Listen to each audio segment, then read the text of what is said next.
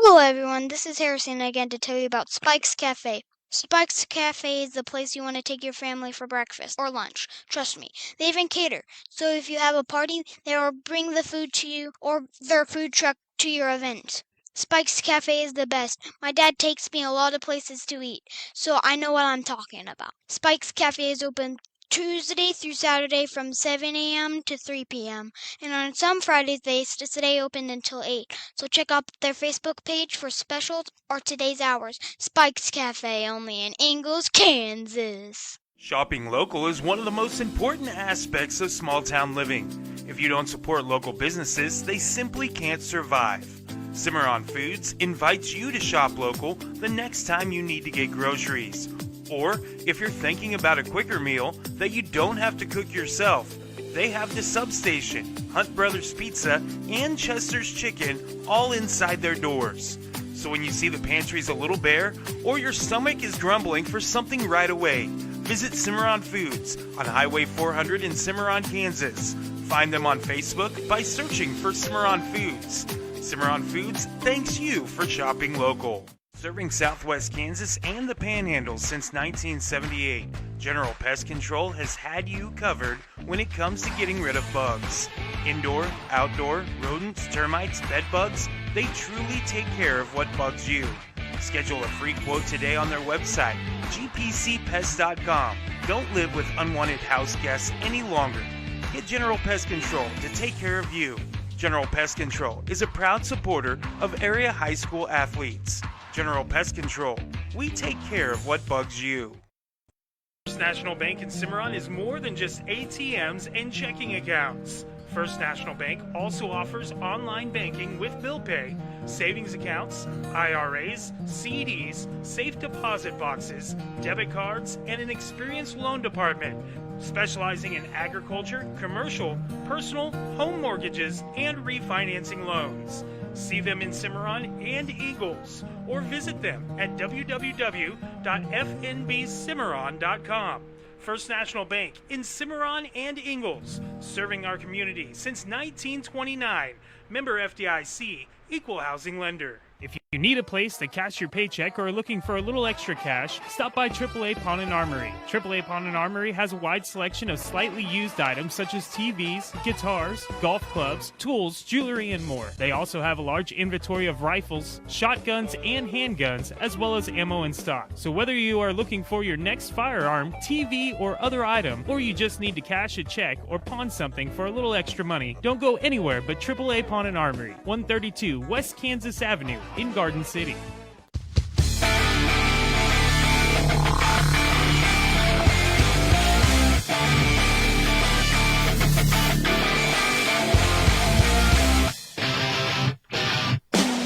That's right, Benchwarmers, it is Ridin the Pine right here on Dry River Radio. Hello everyone, I'm Joey Dean, glad to have you along for another edition of Ridin the Pine, presented by AAA Pawn and Armory, 132 West Kansas in Garden City.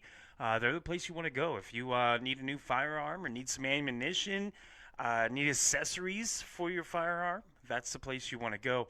Or if you're, looking for something else, they've got great jewelry there, musical equipment, tools, electronics. Go check them out. 132 West Kansas in Garden City. It's AAA Pawn and Armory. Hello, everyone. I'm Joey Dean. Glad to have you with me for today's show. You can join the show by texting 620-222-0898. That's 222-0898. Those of you watching on Facebook Live, still doing the black and white thing. We messed with the camera a little bit yesterday. We had a band practice. Steve and I did.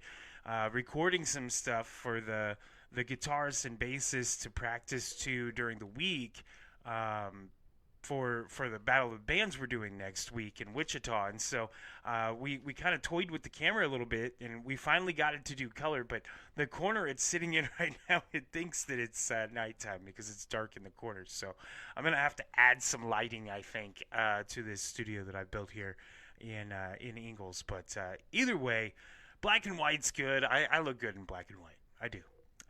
Yeah. Anyway, lots to get to in the show. We do have some high school basketball coming your way this evening. The girls' game, boys' game should be fun. The girls' game, Southwestern Heights comes in at 11-3 on the year. Sublette comes at 3-13. It is at Sublette. It is homecoming night as well, so maybe that'll help. But Southwestern Heights pretty good. So I expect the Mustangs to roll in the girls' matchup. The boys' matchup could be a little more even. Southwestern Heights comes in at 8-6 on the year. Sublette 10-6 on this season. So this one could be a lot of fun. Southwestern Heights did beat Sublette by 10 the first time they met. That was in the tournament, the High Plains League tournament last week or 2 weeks ago, I guess, 10 days ago is when it was. 69-59 was the final there. So it could be a fun one. The boys' game sure could be. As far as, let's see here. Let's see if I can find if the girls met up yet. Doesn't look like the girls have matched up yet. So this one could be over pretty quick, maybe. Southwestern Heights girls average 49.9 points per game. Sublette girls average 23.6. Eek. That's a little rough. I was looking here in the boys matchup. The boys much more even. Southwestern Heights boys 63.8 points per game. Sublette boys 60.4. So could have a good one tonight in the boys matchup anyway. As far as the girls matchup, we'll make our way through it. But excited to go to Sublette. They always treat me very well there in Sublette, Lyle Bedford, and the folks there at Sublette High School do a great job of being accommodating. So looking forward to making the short drive to Sublette tonight, me and H, and we'll have the call for you. 6:15, we'll start with your Bank 7 Montezuma pregame show right here on Dry River Radio, and of course streaming on dryriverservices.com and our YouTube channel. All you got to do is open the YouTube app. Like you got a smart TV. Open the YouTube app, and not the YouTube TV app, but the YouTube itself, and then search for Dry River Radio, and boom, it's right there. That's how you do it. That's how it's done, son. But yeah, that coming your way tonight, Southwestern Heights at Sublette, and then Tuesday we'll follow Cimarron again as the Blue Jays will travel down to Hugoton. And we'll face off against the Eagles of Hugoton. So another place that I haven't been. I hadn't been to Ulysses until Tuesday, to their gym anyway. I'd been to the town of Ulysses, just like Hugoton. I've been there a bunch of times, but never have been to the gym there. So it should be pretty cool. Ulysses was really cool. I was really impressed with the gym and the hospitality there at Ulysses. They got a fantastic setup there. I imagine Hugoton's a lot of the same. They've got a fairly new school there. I've driven by it a bunch of times. So I'll actually be playing in in Hugoton on tomorrow. Me and the band will be in Hugoton tomorrow at DC's Last Call. 9 o'clock we start at DC's Last Call. So if you got nothing to do here in Southwest Kansas tomorrow evening, make the short little journey down to Hugoton, DC's Last Call, and check out Joey D and the Dry River Band. Before we go compete in a battle of bands next Friday in Wichita, and it's going to be a busy weekend next weekend, but hopefully we win the battle of the bands and move on to the next round. The goal is to play at Country Stampede in a few months. So if you win the whole thing, you got to win the Wichita one and then win in Kansas City next month to be able to play at Country Stampede. That is the hope, but we'll see. Lots has gone on. I haven't talked to you in a couple of weeks as I was ill last week. Of course, we had that winter storm come in as well that canceled our games, but that was fortuitous because I was not in a good shape to call games, and I was not in a good shape to do a show last Saturday with the band in Dodge. So luckily the storm came in and saved me because I needed the rest. I'm still kind of battling the sickness a little bit, but I'm upright, so that's half the battle, right? But I wasn't able to last week, so we missed out on talking about the Hall of Fame. Carlos Beltran, Andrew Jones get into Cooperstown, both deservedly. So there's a number of names on this Cooperstown list. The thing is, the Hall of Fame voting for Major League Baseball is so antiquated. It needs to be revised, revamped completely. Having just the writers do it, and they can only pick so many, and they can do this, and they can do that, and it's very frustrating. And the fact that we're completely ignoring the steroid era guys, trying to pretend that they never existed, that's the goal of Cooperstown right now. All the steroid guys, let's keep them out of the hall so that when people 30 years from now are walking through the halls of Cooperstown, we don't have to talk about the ugly zit that is 1998 and that era of steroid use in Major League Baseball. That's the whole thing. They're not being coy about it either. They're blatantly, not voting these guys in for that reason, and it's very frustrating as a fan of the game and somebody who understands the game's history. Those guys deserve to be in. At least, some of them. Not all of them, obviously, but some of them at least deserve to be in, especially considering some of the numbers they put up pre-steroid era. You look at the Barry Bonds, Roger Clemens. Some of those guys, they it's just dumb. Some of the things that have been argued about, but I really don't want to spend a lot of time on that, because until Major League Baseball decides to change the way it does its voting for the Hall of Fame, which, they're going to say it's worked for 150 years, whatever. But until that gets changed, there's no point in arguing who deserves to be in Cooperstown or not. I talked to a number of people, and there was a post actually earlier this week that kind of sparked conversation of current players that are on their way to the Hall of Fame or on the border or whatever, guys that weren't listed on the list. Bryce Harper wasn't on the list. Manny Machado was, and if you put their stats side by side, they're basically the same player. And they came out in the same year. But you're going to tell me that Manny Machado deserves to be in and not Bryce Harper? Come on, give me a break. And then Salvador Perez. No catchers, actually, were on the list, which is wild. But, Salvi's still an active player, and he's a guy that is borderline Hall of Fame. You look at the numbers, you look at the fact that he's got a World Series ring and an MVP and everything else. He's definitely somebody you have to have the conversation about. And that was the whole point of the post. And to not include two of the top players at their positions and overall in Major League Baseball was just egregious and shows that the ignorance of baseball fans sometimes, because they get so focused in on the players that they like versus the reality of things. I hate the Cardinals, but Yadier Molina is a Hall of Famer. I mean, that's just the long and short of it. So until we get over our biases and revamp this whole system of Hall of Fame voting, excuse me,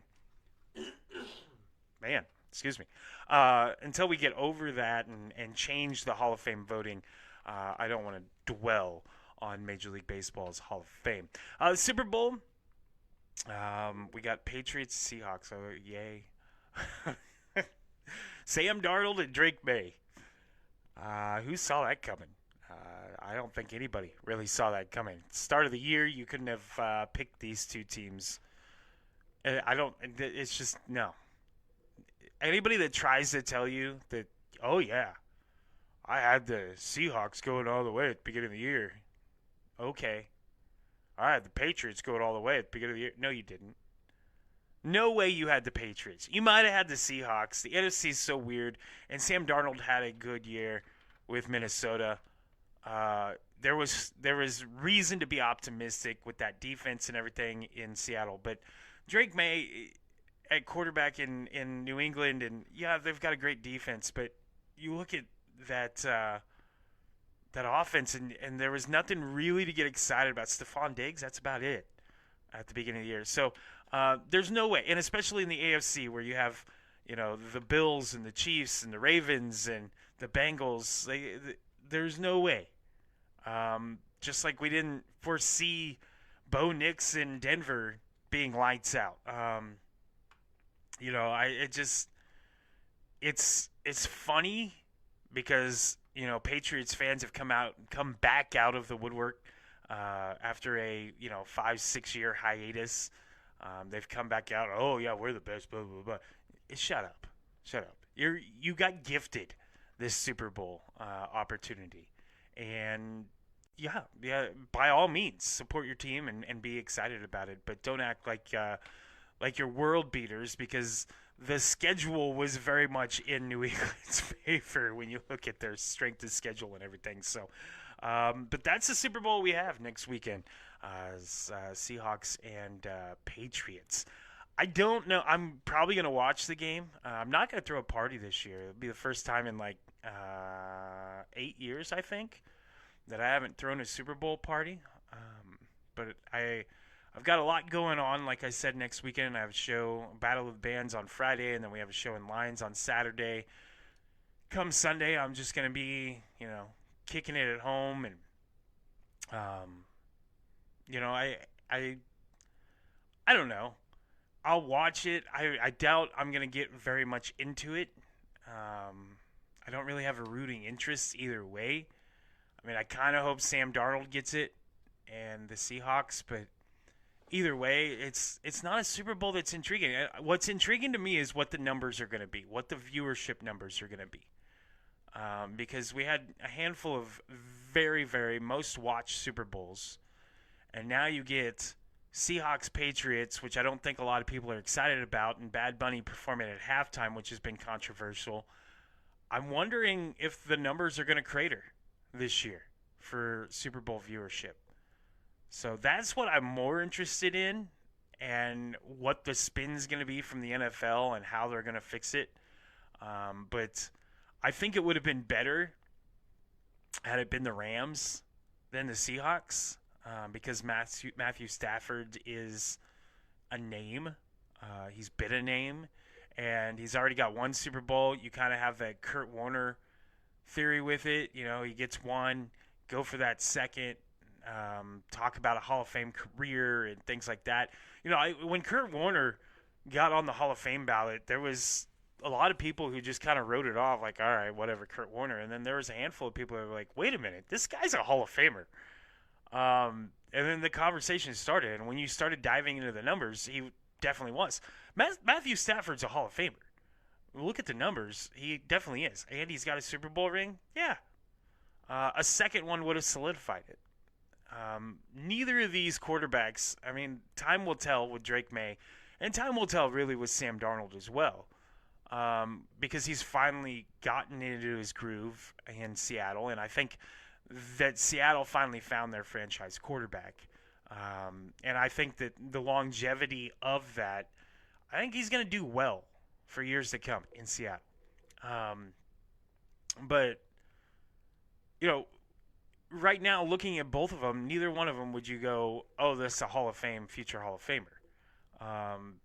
You just say they're really good quarterbacks right now. And maybe that's what we needed. Maybe we needed a Super Bowl without a future Hall of Famer, without that conversation of, definitely without Patrick Mahomes and Travis Kelce. I mean, as much as I like the Chiefs and love watching my son just, enjoy the hell out of football every year because he's a big Chiefs fan, it was time for somebody else to get in there, and it was time for the Chiefs to regroup a little bit.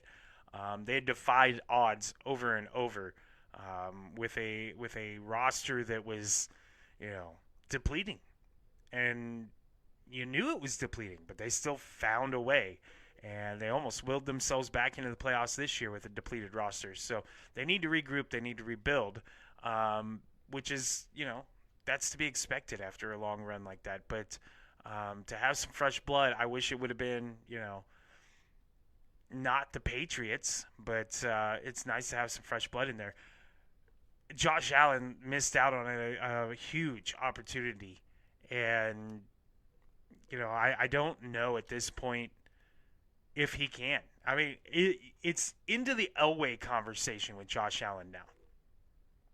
For a long time, Elway went to the Super Bowl early in his career, couldn't win, and then he couldn't get back until the end of his career, and then he went back-to-back in the late 90s. But I kind of feel like that's where Josh Allen is. Even though he never made it early in his career, he's come close over and over. And maybe it's just being, the Bills. Jim Kelly went to 4 straight and lost all 4. The Bills as a franchise might just be cursed in that fashion. But definitely a big opportunity missed for Josh Allen and the Bills. They fired Sean McCormick. Now they get a new coach. The Steelers move on, and I don't know about that hire. I just don't know. But lots has gone on in the last couple of weeks since I talked to you last. But we're gonna wrap up the NFL season with Seahawks Patriots, so why not? I don't know. I'm debating if I want to even cook. It'll be just me and the boy and the wife for the Super Bowl this year, so I don't know. I like making my burn ends for the Super Bowl. I like doing that, but if it's just the 3 of us, a lot of it goes uneaten. Jen likes doing Jell-O shots. I love her Jell-O shots, but I've been not drinking for the last couple of months, so and I don't foresee drinking next weekend. So, it might just be Jen falls asleep. I have to wake her up at halftime to watch Bad Bunny, and H goes to bed, and I just kind of chill and watch football and maybe doze off. I don't know. It might be one of those Super Bowls. Time will tell, I guess. We'll know next weekend how it all plays out. Either way, love you to join the show. You can text me 620-222-0898 is the number, 222-0898. You can join the show and throw your opinion out there on whatever topic. I'll tackle anything today, sports related. There's rules at Ridin the Pine. No politics, no religion, no LeBron James. That's what our rules are here at Ridin the Pines. So keep that in mind when you text me. 222-0898, the number. We'll take a break, come back, talk about college sports a little bit. There was a proposal with the NIL. I have some strong opinions about that. So get ready for a rant after the break. This is Ridin the Pine, presented by AAA Pawn and Armory right here on Dry River Radio. Sometimes there is no need to make a trip to the big city. After all, it is always better to shop local. There's no better place to do that than shopping at Bison Mercantile in Ashland. Bison Merc not only carries furniture and appliances, but also hunting and fishing supplies, other sporting goods, electronics, and more. So whether you're looking for a new bed or a new fishing pole, Bison Mercantile has what you need. So stop and see them at their location in Ashland. Open Monday through Friday 9 to 6 and Saturday 9 to 3. See them online at bisonmerc.com. Graph Inc. is your printing solution nationwide and the only place I do my printing business. Hello everyone, it's me, Joey Dean. When I need business cards, flyers, banners, or even just graphic design, I call my friends at Graph Inc. They can print you pretty much anything and have it arrive at your door in short order. Scale tickets, carbon sheets, or whatever you need printed. The professionals at Graph Inc. will make sure that you're putting your best foot forward. They're a 24/7 printer too, so don't worry if it's 7 p.m. on a Friday. They will still make sure you're taken care of. Find them online at gigc.us. The only place I trust for my printing needs is Graph Inc. Increasing the lifespan of your well should be one of your top priorities. Calling Hydro Resources is the easy solution to do just that. Since the 1940s as Hinkle Drilling and 1999 as Hydro Resources, they have been providing groundwater service and solutions to ag producers, municipalities, and more. Whether it's well drilling and construction, pumping system design and installation, controls, pump services and maintenance, or well services and rehabilitation, Hydro Resources is the answer. Find out more information at hydroresources.com. With locations in Kansas, Colorado, New Mexico, and Texas, they have a wide service area, so let them help you with your groundwater needs today. You may not know this yet, but your weekend breakfast spot is about to be the same place you take the family out of an evening. That's right, we're talking about Golden Corral, the same buffet that serves steak, meatloaf, mashed potatoes, and everything else you love. Transforms on Friday, Saturday, and Sunday mornings from 8 to 11 to the best breakfast buffet around. Omelet station, hash browns, breakfast casserole, waffles, cinnamon rolls, biscuits, and gravy. Oh man, I'm getting hungry just thinking about it. Of course, you can visit Golden Corral all week long, and you should. But if you really want to get your day going, you want to stop in for breakfast at Golden Corral Friday, Saturday, and Sunday morning, or go to goldencorral.com and order GC on the go anytime. Golden Corral, 1727 East Kansas Plaza in Garden City. Advances in technology have made hearing a more fashionable thing. Gone are the big, bulky hearing aids of yesteryear, and in are more sleek, modern, and connected devices. Connect to your TV, your phone, and the world around you. If you are having trouble with hearing, then schedule a free hearing test at Miracle Ear of Southwest Kansas with convenient locations in Dodge City, Garden City, and Liberal. More and more people of all ages are starting their journey towards better hearing, and you can too. Visit miracle-ear.com today to schedule a free hearing test. Miracle Ear of Southwest Kansas. You deserve to hear a better day. At Bank 7, they believe that if you help build a stronger community, you build a stronger bank. They're committed to acting with the highest level of integrity in everything they do and in every relationship with their customers. Whether you want a one-on-one relationship with your banker or 24/7 mobile banking access, Bank 7 in Montezuma or Copeland is there for you. For more info, visit bank7.com. Bank 7, their best investment is you. Member FDIC. Bank 7 is a proud supporter of the South Gray Rebels. If you need a place to cash your paycheck or are looking for a little extra cash, stop by AAA Pawn and Armory. AAA Pawn and Armory has a wide selection of slightly used items such as TVs, guitars, golf clubs, tools, jewelry, and more. They also have a large inventory of rifles, shotguns, and handguns, as well as ammo in stock. So whether you are looking for your next firearm, TV, or other item, or you just need to cash a check or pawn something for a little extra money, don't go anywhere but AAA Pawn and Armory, 132 West Kansas Avenue in Garden City.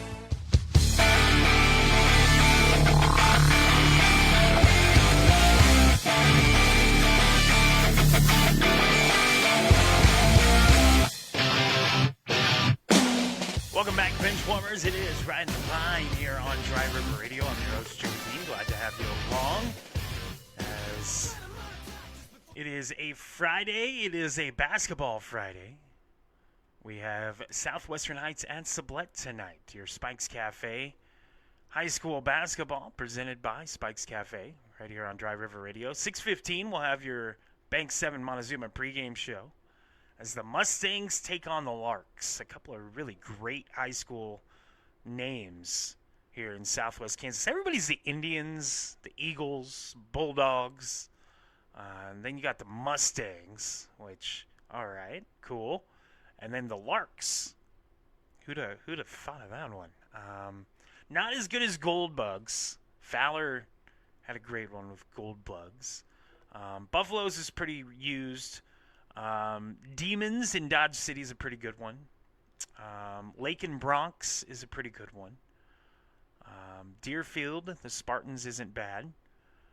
But it seems like everybody's the Bulldogs or the Indians. And so it's refreshing, or the Blue Jays even.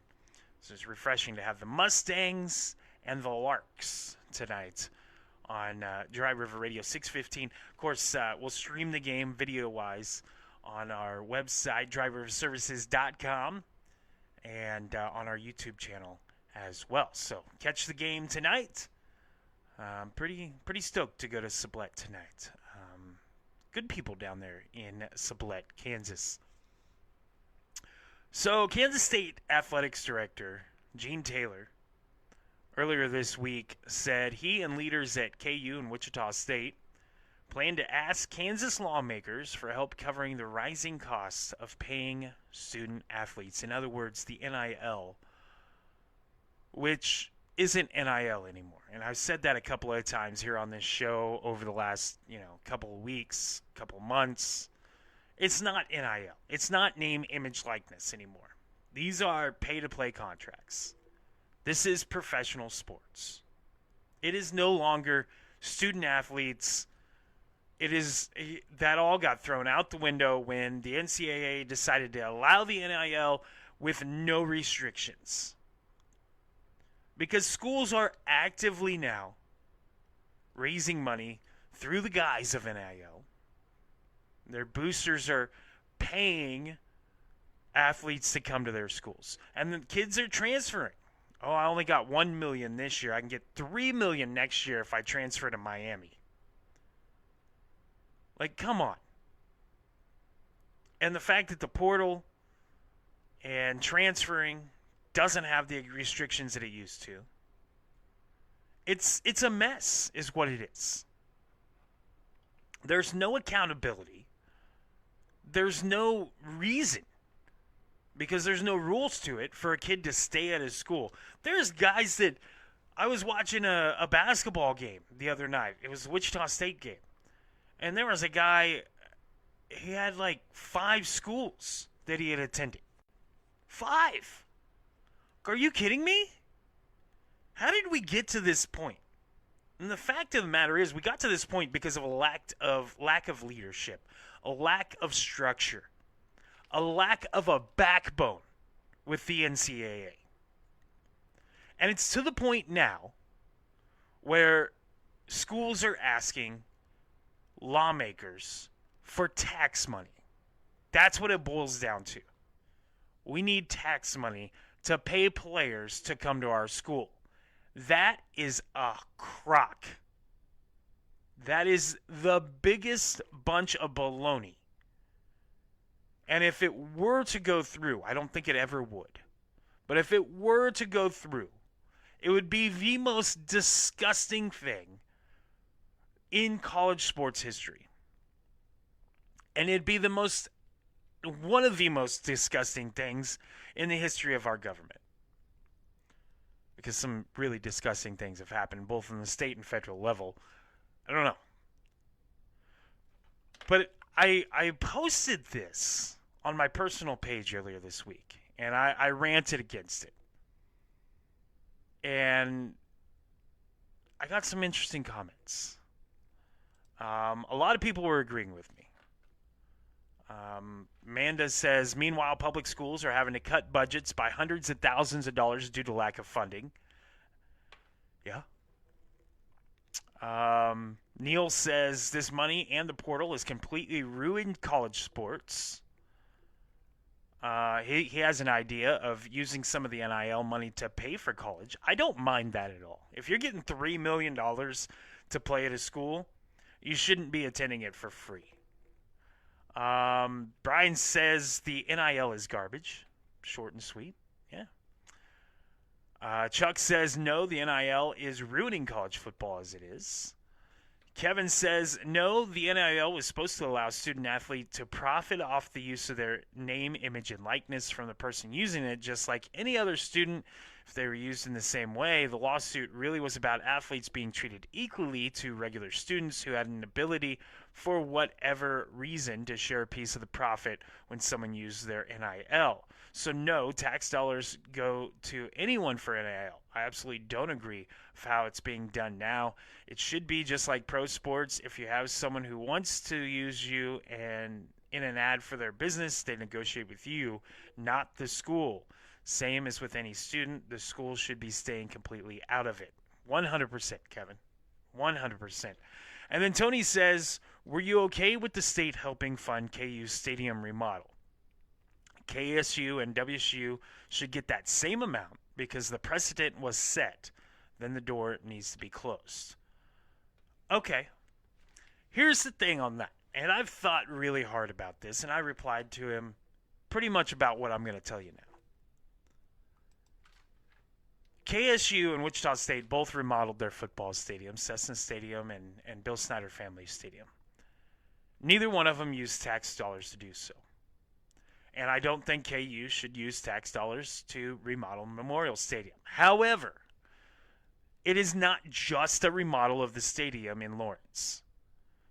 They have a completely different plan with the Gateway project around the stadium, which will include hotels and restaurants, retail, things like that. That is completely different than just remodeling a stadium. And that's where the use of tax dollars is a little different, because you pay taxes with retail and restaurants and hotels. So that money can be made back. Do I think they should have used tax money for it? No, I don't. But I understand the difference, and that's the thing that people that just look through purple-colored glasses or gold-colored glasses in this state, that's the thing that they fail to recognize, is that it wasn't just a remodel of the stadium, it was a renovation of the entire area around the stadium.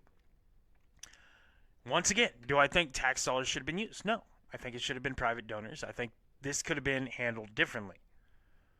But is it as egregious as what's going on with the Chiefs build? No, not even close. But it's along the same lines. Because it's not just a stadium.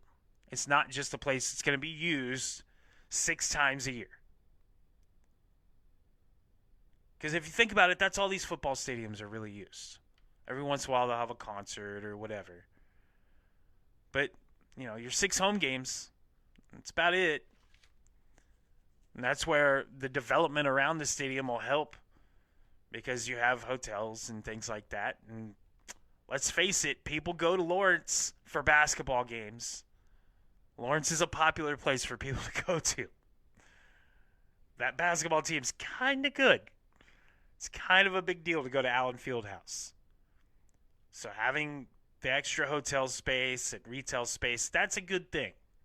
And it's going to help the community of Lawrence. It's going to help the state tax-wise.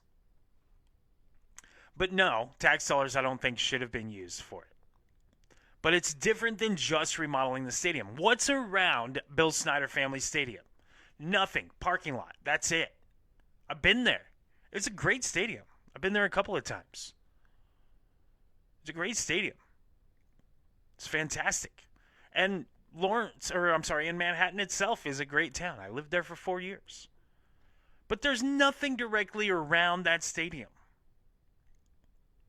There's no hotels. There's no restaurants. You have to go a mile or so to get to anything. Whereas that's not the case now at Memorial Stadium at the University of Kansas, because they're building this whole deal. What's around Cessna Stadium, a stadium not used for football anymore, by the way. It's used for soccer and it's used for track. So it's used a little more than 6 times a year. But the remodel of Cessna Stadium, which was really essentially just tearing down some stands and replacing them,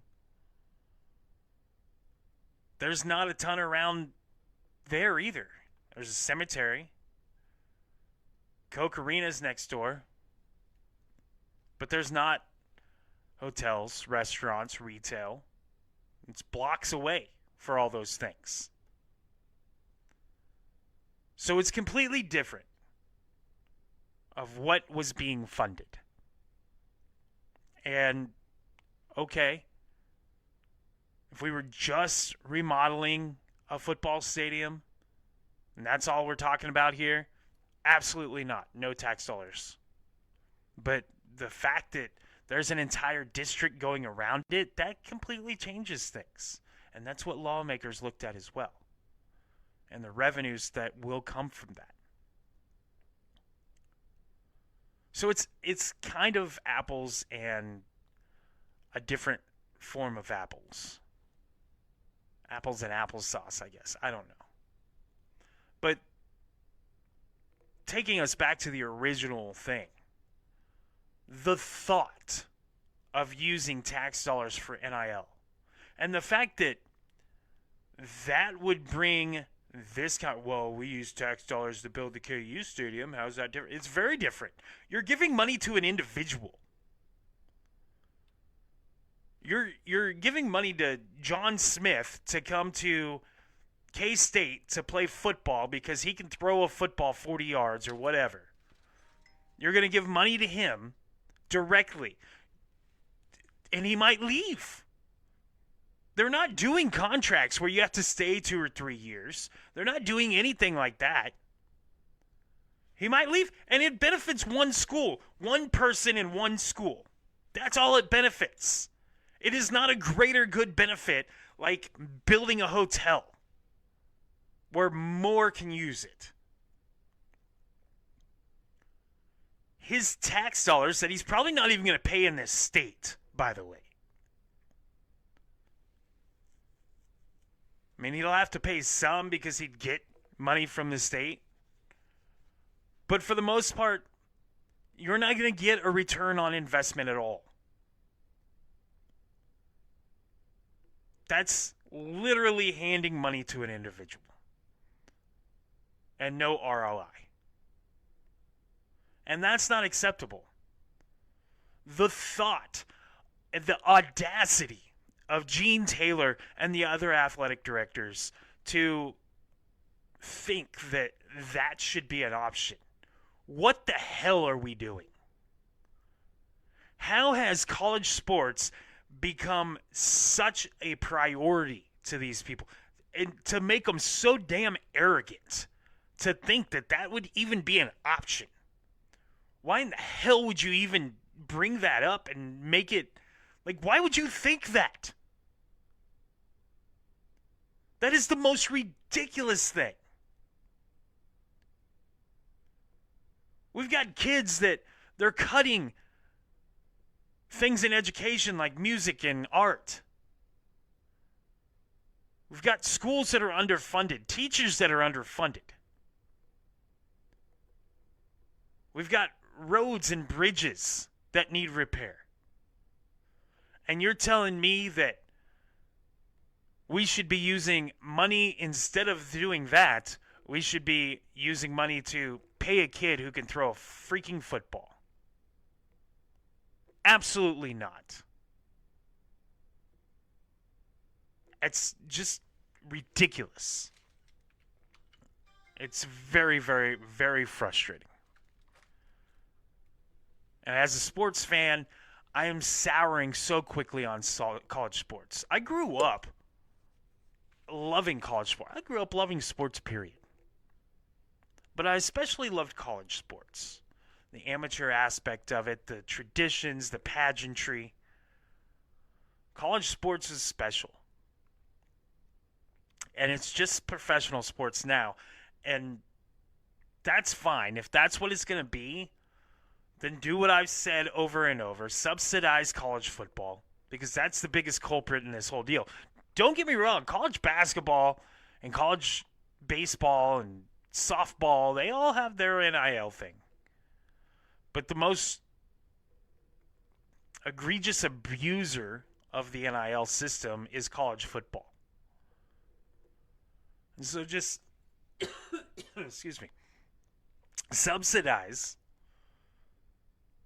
however many schools you want to pick of the FBS schools. Make it a minor league system. Like I've said over and over, get rid of the student-athlete requirements, the education requirements of it all. Give it an option to kids who want to get an education, but don't make it a requirement because they're there to play football for whatever school. And it's just a minor league system at that point. They play at the colleges and go hog wild. Have a salary cap and all that. By all means, stop screwing around with this. This is beyond stupid. This is along the lines of Rob Manfred in Major League Baseball with the golden at bat rule, which is just dumb. And he brings it up every year. Oh, there's talk about it. No, there's not. You're the only one bringing it up because it's the stupidest freaking thing you could come up with. And those aren't familiar. Golden at bat rule is you can choose one player on your team every game that you can use at any time, even if they're playing whatever, any time to come up to bat. One time for a golden at bat. No, that's dumb. So, yeah, NIL, taxes shouldn't be in the same conversation. Just shouldn't. And it's disgusting. It really is. Love to hear your thoughts. 222-0898, or you can email us, driveoverservices@gmail.com. Take a break, come back, and look at the picks for the week, as we've got that, and then we'll wrap things up. This is Ridin the Pine, presented by AAA Pond and Armory, right here on Dry River Radio. If you need a place to cash your paycheck or are looking for a little extra cash, stop by AAA Pawn and Armory. AAA Pawn and Armory has a wide selection of slightly used items such as TVs, guitars, golf clubs, tools, jewelry, and more. They also have a large inventory of rifles, shotguns, and handguns, as well as ammo in stock. So whether you are looking for your next firearm, TV, or other item, or you just need to cash a check or pawn something for a little extra money, don't go anywhere but AAA Pawn and Armory, 132 West Kansas Avenue in Garden City.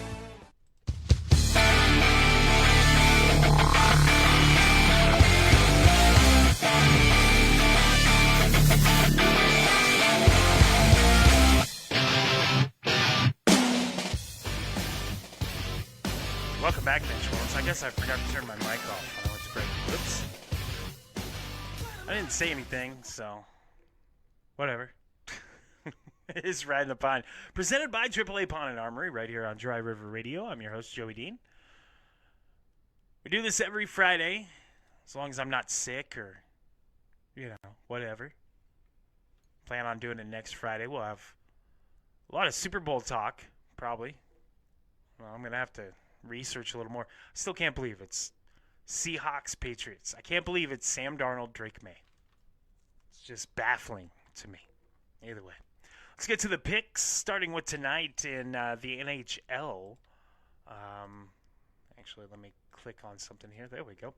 NHL, my Blackhawks in action against the Columbus Blue Jackets at the United Center in Chicago, Illinois. Did anybody see Connor Bedard's goal last night? Holy cow. He's blazing down the ice. He slams on the brakes. The defender in front of him falls down trying to block the shot. And from 15 feet away, he just fires a laser beam right past the goalie. It's one of the most incredible things I've seen. I've seen some pretty incredible shots, guys falling down and somehow getting shot off, but this was just cold-blooded. Connor Bedard was upset his team was getting their butts kicked and just fired a laser past the goalie. But 21 goals on the year for Bedard. Blackhawks 21-24-9. The Blue Jackets 25-20-7 on the year. I'm going to take my Blackhawks at home. They need to get this win, and they've played well, and then they've had stretches where they didn't. They started off super hot, but they've had a number of stretches since then where they've cooled off. But I think they'll get the win tonight against Columbus. Tomorrow, Kings at Flyers, 11:30 a.m. on ESPN+. If you want to start your Saturday the right way, start it with some hockey. I will take the Flyers in that one from Philly. Avalanche at Red Wings at noon on ABC. I will take the Avalanche. I'm not taking Detroit. No. 2:30 on ABC. Rangers at Penguins. I'll take the Pens at home. 3 o'clock on ESPN Plus. Jets at Panthers. That could be a pretty good one from Sunrise, Florida. After watching the Panthers, I will take the Panthers.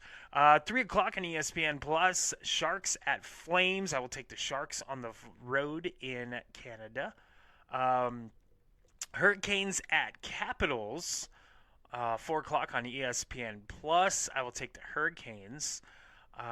6 o'clock on the NHL Network. Canadians at Sabres. That's going to be a really good one from Buffalo, New York. I will take the Sabres in that one. 6 o'clock on ESPN Plus. Devils at Senators. I will take the Senators at home in Ottawa. 6 o'clock on ESPN Plus. Preds at Islanders. I will take the Islanders. 6 o'clock on ESPN Plus tomorrow. Blue Jackets at Blues. I will take the Blue Jackets. Not going to take the Blues. Them in Detroit. Not going to happen. It's like taking the Cardinals for me. No. 6 o'clock ESPN Plus. Maple Leafs at Canucks. I'll take the Leafs.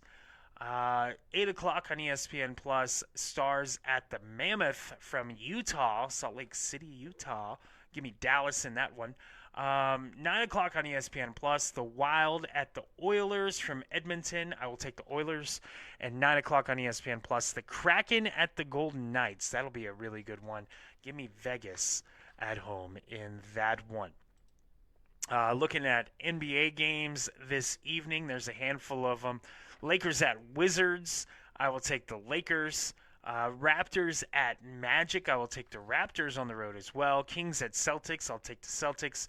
Trailblazers at Knicks. Give me New York at home. Grizzlies at Pelicans. Whew, that's not a great game. Give me the Grizzlies, though, on the road. Cavs at Suns. That could be a really good game. Give me the Suns at home in a close one. Clippers at Nuggets. I will take Denver. Nets at Jazz. Give me the Jazz. And the Pistons at the Warriors. That could be a pretty good one, too. Give me the Pistons on the road. And in college basketball, top 25 tonight. Number 3, Michigan at number 7, Michigan State, 7 o'clock on Fox. That is going to be a battle. Give me Michigan State at home. That's the deciding factor to me because I think these two teams are really, really even.